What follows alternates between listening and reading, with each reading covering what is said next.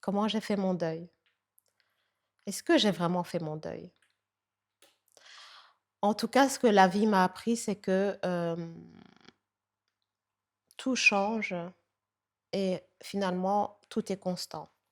Donc je ne sais pas si je peux dire que j'ai entièrement fait mon deuil et la principale raison, pour laquelle je n'ai pas fait mon deuil, en tout cas totalement, elle est simple. C'est qu'on n'a pas eu l'occasion d'enterrer notre père. Quand on est parti en 1994, on a laissé les restes de nos pères quelque part. On les a pas enterrés et dans la tradition africaine et plus particulièrement rwandaise, le deuil finalement, c'est quoi? Le deuil, c'est que les gens viennent vous voir, vous soutenir, pleurer avec vous et cette partie s'achève en enterrant la personne. On n'a jamais eu l'occasion d'enterrer notre père, donc c'est une des raisons pour laquelle je dirais que je n'ai pas entièrement fait mon deuil. Mais soit. Une fois qu'on est arrivé en Belgique, très tôt, on s'est retrouvés dans un groupe de danse où, être avec nos semblables, nous retourner dans la culture, ça m'a beaucoup aidée et ce qui m'a beaucoup aidée aussi, c'est d'avoir une famille, très équilibrée. Donc, on est 5 frères et sœurs, on s'entend très bien. Notre maman a été notre rock. Donc cet amour familial, le fait qu'on soit soudés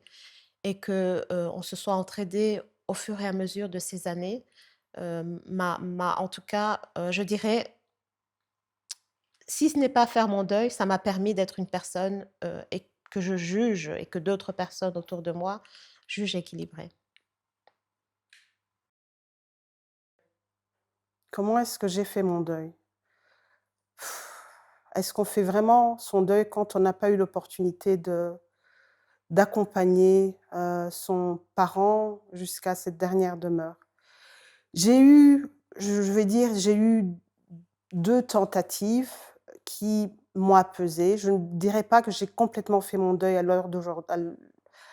d'aujourd'hui, 27 ans plus tard. Je sais qu'après le 6 avril, j'ai vécu des mois, voire des années dans un espèce de déni, parce que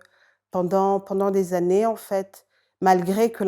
évidemment l'information a été confirmée très vite, qu'il était décédé au bord de cet avion, pendant des années, j'ai vécu avec le sentiment, en fait, qu'il n'était pas mort et dans mes rêves, pendant des années, je rêvais qu'il était vivant et qu'il vivait caché quelque part dans quelque part au Rwanda, je ne sais pas trop. Dans mes rêves, en fait, mon papa m'est souvent apparu comme étant vivant et il venait, il me parlait et voilà et donc pendant des années, j'ai vraiment eu ce sentiment-là qu'il n'était pas parti et de mon côté, je me suis mariée, j'ai eu un enfant, j'ai eu l'opportunité de partir à l'étranger, donc de vivre en expatriation où j'ai suivi un certain train de vie, sans vraiment penser à ce qui s'était passé et en 2009, je pour des raisons qui sont complètement indépendantes du Rwanda, je suis partie de mon boulot, je suis partie de mon travail, je suis rentrée en Belgique et j'ai eu une pause, en fait, une pause dans ma carrière et pendant cette période-là, en fait, j'ai eu l'opportunité, forcée ou pas, de d'avoir une sorte d'introspection et surtout de me poser pour réaliser que j'étais de retour en Belgique, que je n'étais pas chez moi au Rwanda et je me suis posé la question par rapport à où est-ce chez moi et pour la première fois de ma vie, j'ai décidé de consulter une psychologue et avec qui j'ai eu l'opportunité de discuter et finalement de réaliser, de comprendre que je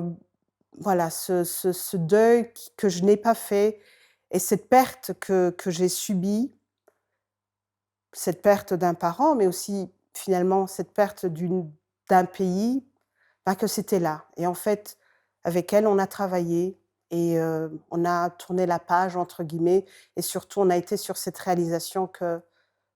mon papa était pas là et qu'il ne reviendrait pas et qu'il était mort et C'est étrange parce que c'était en 2009, donc c'était plusieurs années après les événements de 1994. Mais je dirais une première tentative ou une première fois, ça a été en 2009. Donc cette première fois, j'ai pu avoir un certain apaisement. Ensuite, la seconde fois, c'était bien plus tard, c'était en 2012. 2012 a marqué en fait, ça a marqué les 20 ans où je vivais en dehors du Rwanda et pendant près de 20 ans, j'avais un espèce de tic-tac en fait. Tic-tac, tic-tac qui tournait dans ma tête et qui me disait: «Mais ça fait là, ça fait 10 ans, ça fait 15 ans, ça fait 19 ans, ça fait 20 ans que tu es parti» et voilà et c'était là, c'était lourd et j'ai pris la décision de retourner sur le Rwanda, sur mes terres et en décembre 2012, je me souviendrai toujours, donc c'était 20 ans et 2 mois après mon départ et quand je suis arrivée au Rwanda, j'ai eu un espèce de relâchement et d'apaisement qui voilà, qui pour moi en fait m'a aidé en fait à tourner un tout petit peu plus ce chapitre, cette perte que j'ai subie, que nous avons subie et depuis voilà, c'est avec la famille, ce projet familial aussi qu'on a porté, enfin qu'Alice a porté, et qu'on a porté tous ensemble, quelque part aussi sert de oui, aide à parachever ce deuil en fait que finalement on n'a pas vécu à la traditionnelle. Parce que voilà, ça nous a un petit peu obligés à retourner un petit peu dans le passé, mais surtout, à découvrir à travers les yeux de mes frères et sœurs ce qu'eux ont vécu, comment est-ce qu'ils ont vécu l'avant, l'après, et aussi comment ils se sont reconstruits et ça a permis en fait, finalement de voilà, de vraiment d'avancer encore plus dans ce travail de deuil.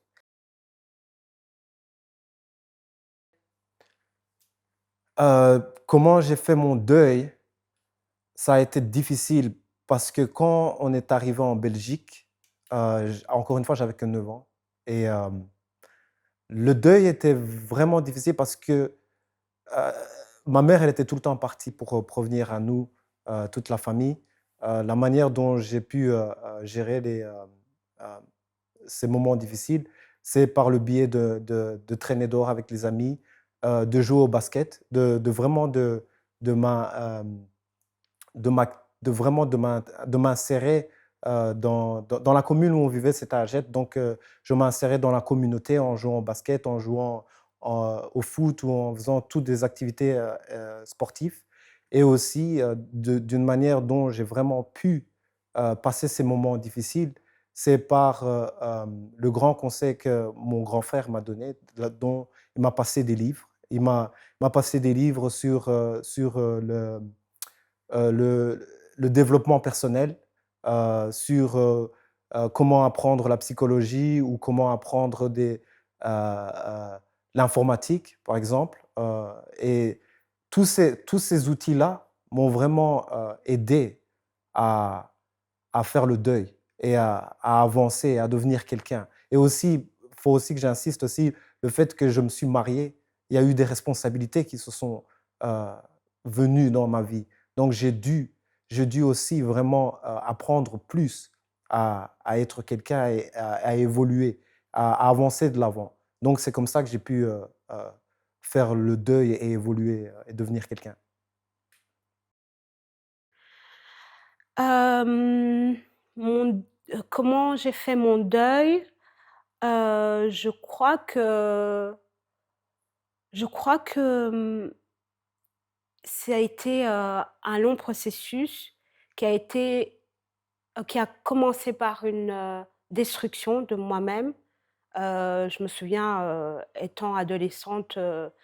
ayant voulu me détruire par tous les moyens et j'ai la sensation d'être moi-même quelque part une partie de moi, est décédée et j'ai l'impression d'être, revenue à la vie et en revenant à la vie, c'est passé par plusieurs étapes, je sais que j'ai dû partir de la Belgique déjà m'éloigner de tous les démons qui étaient autour de ce que je vivais et de la personne que j'étais. Et ça, c'était la première étape. Et puis, on est passé par des moments très compliqués avec, on avait des mauvaises fréquentations, mon petit frère et moi. On buvait, on sortait, on s'est vraiment détruits. Mais en allant en Roumanie où j'ai, rencontré ma deuxième patrie, je me suis, reconstruite, grâce à mon cher mari et aussi au pays qui m'a accueillie. Ils ont une mentalité assez proche des Africains et et puis, bah, j'ai trouvé ma voie aussi, avec, ce que je fais, le design. Ça m'a permis de revivre et de laisser le passé derrière, sans rien oublier et puis sans garder de rancune et surtout en essayant de me dire que au plus je vais me reconstruire, au plus, mon objectif, c'est au moins d'aider, si j'arrive à aider au moins 10 enfants en Afrique à travers une école ou un autre projet relatif à la mode et au design, je me serais entièrement reconstruite. Après, il y a des choses qui n'ont pas été complètement, guéries par rapport au pays qu'on a laissé derrière, mais je peux dire que mon deuil a été fait et continue à être fait tous les jours avec, de belles actions et voilà. La manière dont j'ai fait mon deuil, ne s'est pas faite en une fois ou en un temps ou en un jour ou en une année. Cela a pris beaucoup, beaucoup d'années. D'ailleurs, je suis toujours dans le processus, je dirais. Hem, Cela a commencé par, étant adolescente, lorsque je suis arrivée en Belgique, après avoir vécu donc le traumatisme, de voir, la mort de papa et de beaucoup de gens que on perdait aussi au fil du temps. Heu, Ça a été un moment très difficile d'abord. Je ne pouvais pas, hem, me retrouver d'abord quand je suis arrivée adolescente en Belgique, par rapport aux jeunes qui étaient autour de moi. D'abord, je ne pouvais pas vraiment être heureuse. J'étais tout le temps malheureuse, j'étais tout le temps triste. J'avais même des moments, où j'avais des moments suicidaires, je dirais. Et je ne comprenais pas comment les jeunes de mon âge pouvaient être heureux et alors que moi, je voyais que le monde, le ciel me tombait sur la tête. Et donc ces années de traumatisme ont fait aussi que j'avais vraiment du mal à faire des amis. Sauf que, il y a un jour, je me souviens, une amie qui est venue me parler, qui m'a un peu ouvert, comment dire? À pouvoir parler aux jeunes de mon âge. Après donc, après cette période de traumatisme, j'ai commencé à, comment dire? Après comme 3 années, 3 4 ans, j'ai commencé à faire une recherche aussi par rapport, à ma foi qui m'avait toujours accompagnée durant ma vie, depuis que je suis petite, surtout depuis que la guerre avait commencé, en 1990 où je me souviens distinctement faire une prière pour, vraiment me demander à Dieu de me protéger ainsi que ma famille. Mais j'avais vraiment perdu foi en Dieu et aux gens. Mais après ces 4 ans en Belgique, je me suis rendu compte aussi que peut-être Dieu est quelque part, donc j'ai commencé à faire une recherche par rapport à ça. Donc j'allais à l'église catholique où on a grandi, j'ai fait ma confirmation, pardon. Et après ça, je sentais toujours un vide. Et entre-temps aussi, c'est la période où j'avais rencontré mon mari, qui avait été aussi un grand ami à la famille et aussi qu'à moi, et qui avait aussi vécu les expériences plutôt similaires en vivant la guerre. Et en lui parlant et en sentant aussi un peu la patience qu'il avait et comment il vivait sa vie par rapport aux moments difficiles aussi qu'il vivait. Donc on a commencé un peu à, comment dire? J'ai commencé à croire un peu aux gens et en l'amour de Dieu. Et après je me suis convertie, complètement et je suis, comment dire? Ce qui m'a beaucoup aidée aussi, c'était un moment quand j'ai retrouvé Dieu justement par la foi, par le fait que j'ai senti que Dieu existait dans ma vie, quoi. Et je me suis fait baptiser dans une église, qui est chrétienne aussi. Et donc à ce moment-là, j'ai dû aussi faire le pardon de moi-même parce que je m'étais rendu compte que j'étais très, très dure envers moi-même. Je n'avais aucun droit d'être aussi cruelle envers moi-même parce que c'est pas moi qui avais choisi de vivre, et de naître,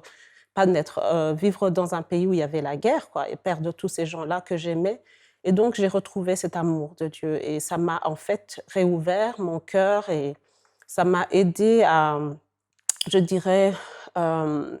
à me sentir encore vivante et à aimer les autres et moi-même. Donc après cette période du pardon, j'ai aussi passé par des moments où j'ai dû aussi trouver la paix en moi-même. Après avoir trouvé la paix en moi-même, j'ai eu le sens aussi à ma vie, donc j'ai compris que ma vie avait un sens aussi, que j'étais là pour une raison et j'ai commencé aussi à bien sûr, évoluer dans ma carrière professionnelle, dans les choix que j'ai faits en étant éducatrice et en enseignant les gens aussi par rapport à ce que j'aurais appris, par rapport à ce qui m'a aidée dans ma vie. Et donc, tous ces choses qu'en fait j'ai choisi de faire plus tard dans ma vie aussi m'ont aidée à garder cette paix qui, je dirais pour moi, a été une façon de vivre mon deuil jusqu'à présent. Hem, donc l'autre chose aussi qui m'a quand même aidée aussi, c'est faire, aider les autres, donc le service,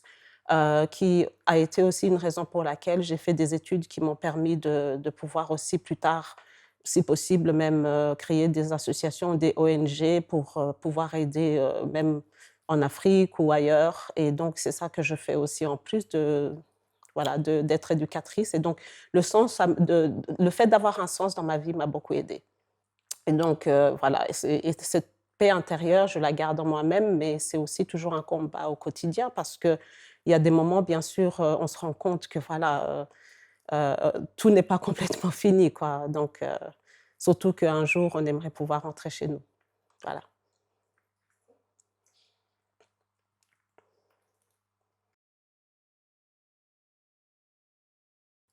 Comment ai-je fait mon deuil? Je l'ai fait en bah, ça n'a pas été facile, hein, ça c'est c'est le plus simple à dire, mais j'ai fait mon deuil, je dirais en 2 voire 3 étapes. Le La première m'a pris 5 mois à peu près, pour pouvoir vraiment, trouver le le temps de faire la pause puisque immédiatement après, en fait, immédiatement après l'attentat,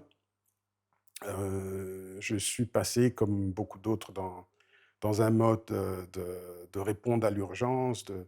voir comment aider à faire évacuer, le restant de la famille, heu, faire sortir ceux qu'on pouvait, faire sortir, plaider là où on pouvait ou tel que je le pouvais, à gauche et à droite auprès des autorités, dans tous les contacts que je connaissais, professionnels de mon père. Donc ça m'a pris vraiment plusieurs mois pour littéralement trouver, un espace où, faire le constat. Bon, le constat était clair dès le 6 avril au soir, mais faire le constat et faire le deuil ne sont pas la même chose et c'est en fait la première phase à laquelle je fais référence, c'est se ramène à mon retour en Autriche pour la première fois donc après l'attentat. J'étais en fait étudiant, jusqu'à ce moment-là en Autriche, mais j'avais interrompu, dès le 6 avril donc pour, faire face à, aux circonstances, qui étaient en cours de développement et lors de mon passage en Autriche, un très, très bon ami proche, qui, en fait mon souvenir me revient, il est thérapeute, m'a dit: «Tu sais Maurice, ce serait bien que tu prennes un peu de temps heu, pour toi-même, trouve un espace, prends du temps». J'étais parti là-bas pour en fait, ranger mes affaires, passer plusieurs examens, mais c'est au cours de ces, je pense 2 ou 3 semaines que j'ai passé là-bas où, le constat est vraiment tombé et donc j'ai pu, pour la première fois vraiment éprouver,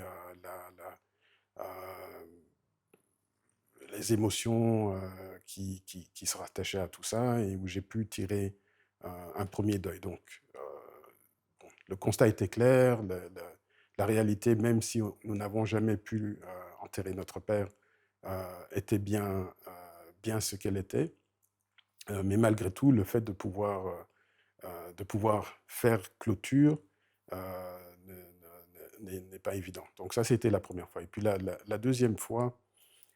bien plus tard, portait sur la l'opportunité qui s'est présentée, sans rentrer trop dans les détails, mais qui s'est présentée où j'ai pu faire clôture avec la disparition donc de mon père, le fait que, avec le passage du temps, il n'ait pas pu voir notre famille s'épanouir les uns et les autres, comment nous avons tous pu surmonter les écueils, le défi, comment notre mère s'est démenée et elle a mené un combat vraiment remarquable, et avec le temps, nous avons pu donc tous nous reconstruire. Et bon, j'ai eu une occasion où j'ai pu vraiment tirer, tirer ce deuil et accepter le fait que bon, il était parti, mais à la fois il restera dans nos cœurs, et que à travers ce que nous faisons et ce que je fais moi-même, c'est que les uns et les autres et la progénie, bien que la vie continue. Ben, la troisième phase, elle, est liée en fait avec la poursuite que, que j'ai menée avec beaucoup d'autres, donc pour les familles des victimes, évidemment donc les veuves,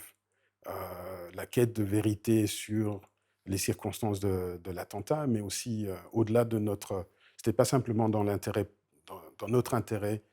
en tant que famille, c'était une quête de justice et de vérité pour comprendre comment au XXe siècle, deux chefs d'État, bon, africains néanmoins, pouvaient être abattus, tués, et que quelque part ce dossier soit considéré comme clôturé, et que il n'y ait aucune perspective de découverte de la vérité, sachant que c'est l'élément déclencheur d'une tragédie qui va bien au-delà de ce qui s'est passé au Rwanda. Donc le Rwanda a traversé euh, bon, ça a été dit suffisamment, donc la tragédie, le génocide, les pertes de vie que ce pays a enduré